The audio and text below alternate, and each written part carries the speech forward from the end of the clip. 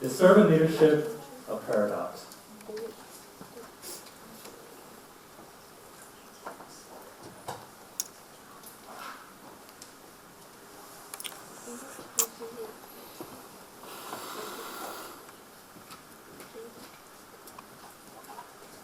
Servant leader. Leader brings to mind authority, power, while servant, you think about a subservient follower whose role is to follow his master. So can one be both a leader and servant at the same time? Is it possible to lead and serve? Initially, I was a skeptic. Because servant leader just sounds like oxymoron. But the more I did research, and the more I applied it in my daily life at work, the more I became convinced. And now this is the leadership style and philosophy I'd like to follow and practice in daily life. Now, who are servant leaders? Any of you, anybody who are in a place of influence. When you influence somebody by serving them, you are in a position of servant leadership. This goes for a student group of 2 people, a volunteer group, a startup company, a business of 100 employees, a multinational corporation, or a community. You don't have to be a CEO or in a management position to be a servant leader. Now today, I just want to give you 3 paradoxes of servant leadership. So let me ask you a question. What type of leader or boss do you want to follow? I used to work in a company where the mission statement and the vision was all about the people and their merit. But in reality, there are always going to be power struggle and office politics.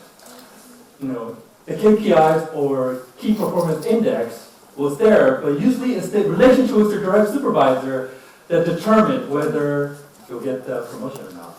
And also we have these yes boss type of managers who are competing to get the attention of the top boss. And naturally what happens, the big boss gets familiar, gets used to their extravagant flatteries, and this becomes the norm of the office culture. Now, this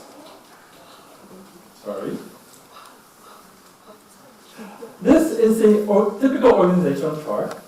It's a hierarchical structure where there's a top-down chain of command from the CEO to the executive level to the employees.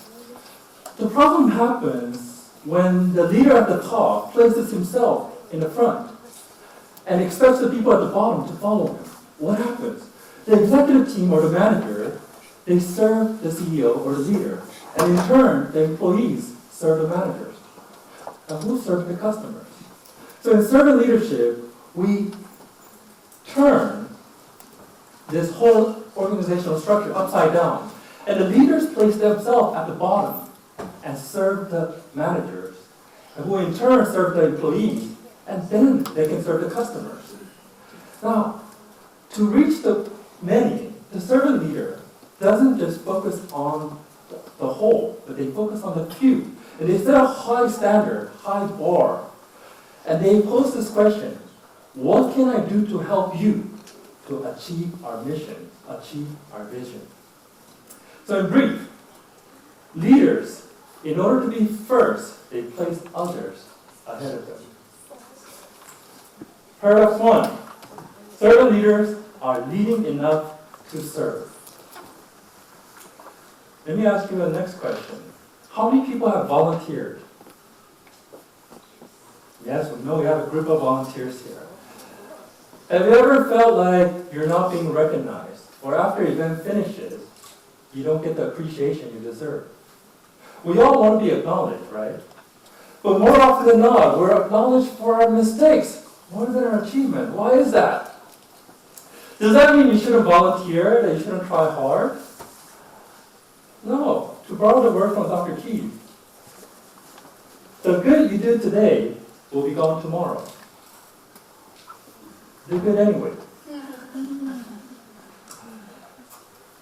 In servant leadership, there's a culture of giving recognition, and it's the leader's role to set that culture. I want to tell you a story. When I was young, a little bit older than many of you, I had a mentor.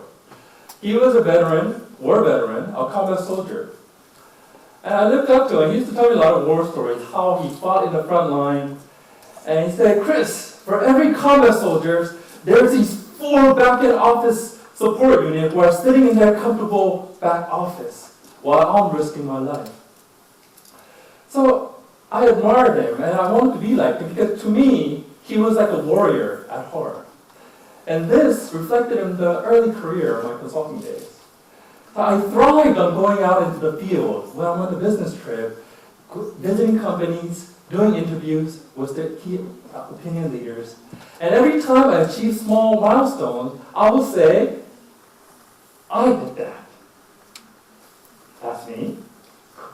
And this was one of my projects where I spent 12 days visiting 9 cities. And after that long, you kind of run out of socks to wear. Well, my leadership style and my business model actually has changed a lot since those days. Now I'm more in the back. I don't take the glory. I give logistic support to team members who are in the frontline operations serving the client.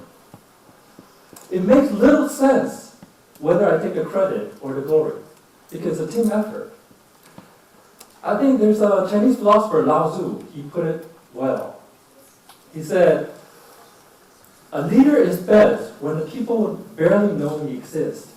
When his work is done and his aim fulfilled, the people will say, we did it ourselves. Now, my second paradox. Servant leaders are great enough to be anonymous. They give credit where it's due. Now, I used to be a doer. How many people are doers? We're not, I know some people are procrastinators, but I used to be a doer. I used to have these dialogue with myself. When I look at these interns or junior analysts, I have this dialogue with myself thinking, you know what, that task, I can do that better and faster. A lot of times, I will tackle these tasks myself. From cold call, making the database, doing the interviews, making a report, presentation, whatever. But I'm a doer. Being a doer doesn't make me a leader. Leader is all about using one's strengths to bring out the others. But at the same time, there's another important element. Being a leader is about showing one's weakness and being vulnerable, to allow others to help and make contribution. You're giving them opportunity to shine, and when they shine, it's the leader's role to give them acknowledgement, focusing on their strength, not on their weakness.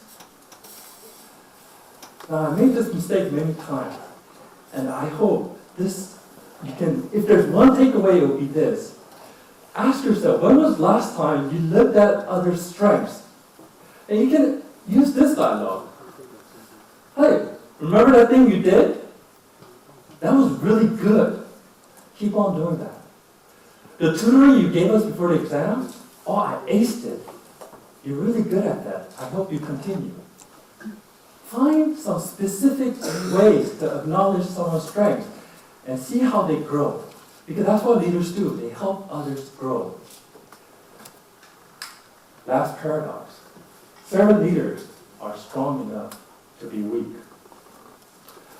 Now, this may sound a little bit idealistic or impractical, because in business it's all about profit.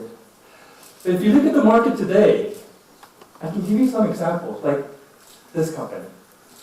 Everybody knows Starbucks. Howard Schultz, who is the CEO, and the previous CEO and the founder, he said, we are not a coffee company serving people. We are a people company. We just happen to be selling coffee.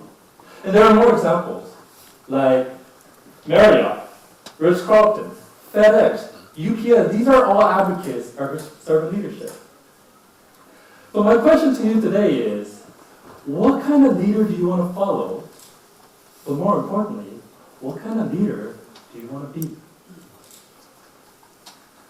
Is servant leader a paradox? Yes, it's a paradox. It's full of paradox. Servant leaders are leading enough to serve. Leading enough. Remember the upside-down pyramid. Leaders place themselves at the bottom and serve up. And they pose the question, how can I help you to achieve the vision? Criteria for a leader.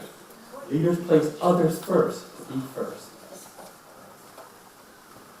Leaders are great enough to be anonymous. The good thing you do today may be forgotten tomorrow. Do it anyway. Lastly, the leaders are strong enough to be weak. Don't be afraid to be vulnerable, to show your weakness, because that opens the door for others to help you. And at this time, it's your role to bring out their strengths. Now, I want to ask you, audience, what's the voice inside telling you right now? Is it saying, do you want to be served by others, or do you hear the voice to serve others? Thank you.